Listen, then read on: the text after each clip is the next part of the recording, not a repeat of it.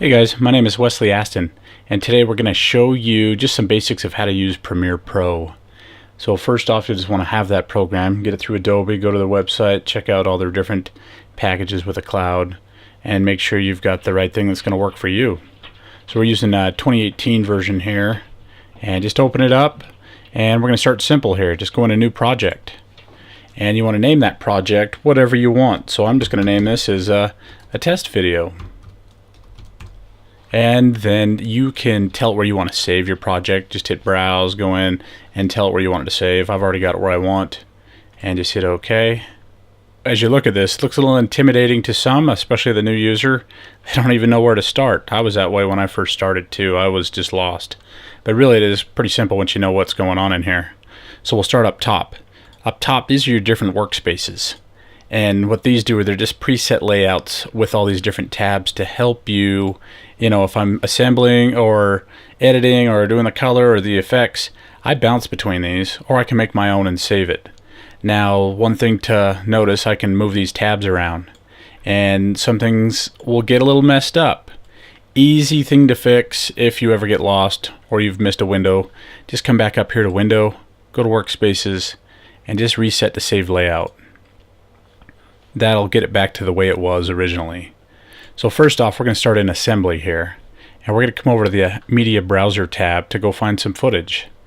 I've got some under my video hard drive. Let's come in here and just grab a couple of things here. So I'm just going to grab these first three. Now I've selected all three of those, just holding down Command and then selecting them. And two routes I can do it. One, I can drag my footage right into here and it'll create a timeline. So as I just do that, you can see it's automatically importing it and creating a timeline for me based off the frame rate of that footage and the resolution also. And it just puts it right in there for me. Piece of cake. I've already got a timeline. I can just go and render that out now. But the other route, I'm just going to undo what I did and come back in here, and we'll select those same three. This time we're going to right click and hit import. Now those imported them in but did not create a timeline for me. Now it shows it in there twice because I did it two different ways. This is my project tab. So with the project tab, that shows all the footage I want to bring into it. I could even just go to a folder and grab some footage the same way and then just drag it into that same window and it'll import it in. So there's a few different routes that you can bring your footage in. There's not just one way you can use this program. There's so many different routes you can do it. So the main thing is bringing your footage into your project area. Now you saw how I did a timeline before. I can just do it the same way here. Just come in and grab a clip, all clips, and just drag it in there. Piece of cake. And then just do the same thing. I want another one. I can come in, add it in, and then if I don't like the length or whatnot, I can come over here, get my selection tool, and just trim it down a little bit. So I can see with my slider up top, where I'm at. We're at 15 seconds there, 20 seconds, 13 seconds. My full video so far is 47 seconds. But I got a big gap there. So I can just highlight that, hit delete, brings it over, and you just kind of do this with your timeline. Bring in as much footage as you want. Now a couple of things to find out what your sequence or your timeline settings are at. I automatically know that it's a 4K timeline based off all my footage is 4K, and I can see that here. But if I come into sequence and sequence settings, but you can't highlight that unless you're selected on it. So there's a lot of just simple things that you have to make sure you're selected on the right thing. So sequence settings, maybe I don't want it as a 4K, I just want to do it as a HD. So I come in and change this down. So we're at 1920 by 1080. Hit OK. Now my timeline's going to be HD. It's telling me that the preview format is going to change because of it was set for 4K. By changing this timeline to HD now, well, my footage is 4K. It's too big. So this is where I'd come in and I need a tab. I need the Effects Controls tab. But you see how it's not under here because I'm still under the Assembly section. Now I can, if I want to stay under the Assembly, I can come up here to Window and then just click the Effects Control. It just brought that tab in for me. Or you can go to the next workspace, which is what we're doing. We're editing. See, it's changed the layout. It's moved my project down here. Up here I have the effects control. And that's going to work as long as I am clicked on a clip here in the timeline. So before it didn't show anything. As I click here, it's back to nothing. Now if I click on that spot and I don't see anything here, well, this is working off this right here. So it's good to make sure that you have them both. Have it over your clip and then also have it clicked also. So I want to shrink that down. A few different things, position, scale. I can just come over here and change that size. See how it's making it smaller? And now it fits the full frame. I get to see the full video. And I got to come back and do it the same one over here. But just make sure as I get to that video, I got to select that clip and come back and do it. And I can just type it instead of doing the slider. 50%, we're full. Now I have an HD timeline and my footage fits in just nice.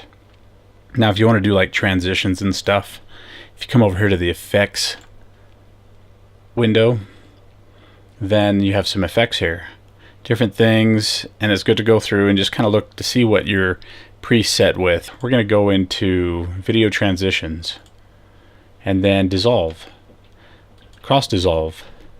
Now I can just drag that effect down here on my timeline and you see how it wants to cross dissolve the clips together. Makes a nice little fade.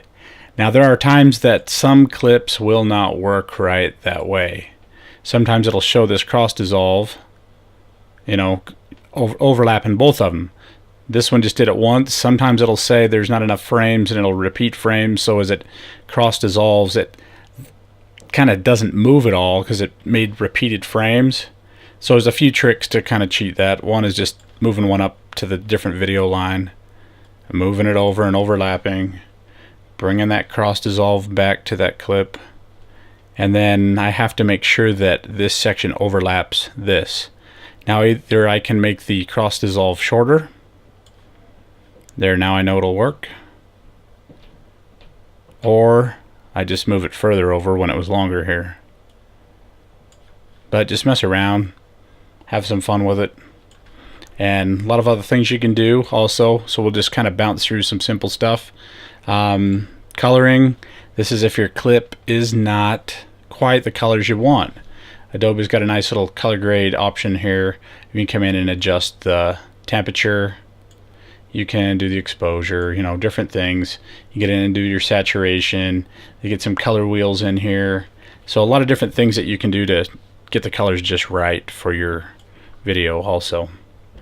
So simple things that you can go through. Now we're going to show you what to render to. Rendering is getting your final video.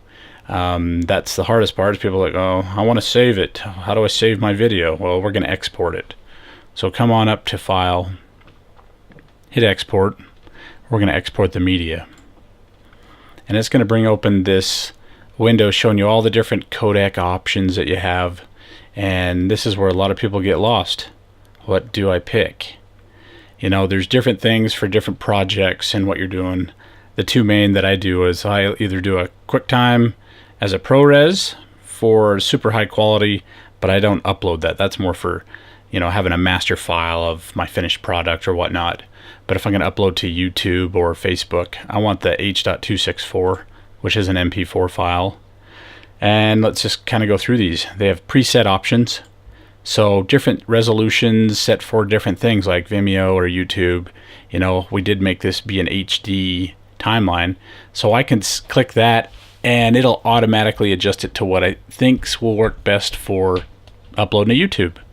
Now you can adjust all that stuff just down below if you want to change it up or make it smaller. Gives you those options. Your bit rate if you want it a little bit higher quality, or maybe you're trying to fit into a certain file size, so you need to give it a little less quality. In the MP4s, it will give you that option, and you can see how big it's going to be. So as I make this a little less quality, it's dropped that down to 47 megs versus it was at 70 megs. So have fun with that. Try a few different things. Sometimes you'll render it out, it doesn't look that great. You need to make that quality a little bit better. Next thing here is your output name. This is where you're going to save it to and name your file. So it'll just take you to your hard drive, and then just come in and name it whatever you want, and just hit save. Next thing, do I want to export audio? I don't have any audio in this, so I don't really need to have it checked. If it's checked, it's not a huge deal, but if I do have audio, I got to make sure it is checked. Video, of course I got to export the video. If I get rid of that, then there's nothing to export. Then this tells you a little bit of the settings, kind of your source settings, so like the stuff I imported, and this is what it's going to output. So we're good to go. This shows me down here just kind of a preview. It doesn't play, but I can use the slider just to make sure that, you know, hey, maybe I want this a little bit shorter. I need it to be 30 seconds. I just need to trim a little off here. It gives you that last little bit. So the bottom bit, I can go through and trim it down. Say, you know what, I want this to only be 30 seconds. I'm gonna cut a little off the back and off the front to make it, you know, closer to that 30 seconds there. And we're just barely over, that's fine. And then we're just gonna hit export. And it's gonna export this out to where I told it to save based off up here. And this timeline's only, you know, 30 seconds, so it's going pretty quick. Now let's check out that video. I told it to save right there. There we are. I hope this helped you learn a little bit about Premiere and how to work your way through it to create your video. So much more you can do with Premiere, but we focused on just some basics. Please let me know any questions you might have. I can help you through it. Thanks for watching.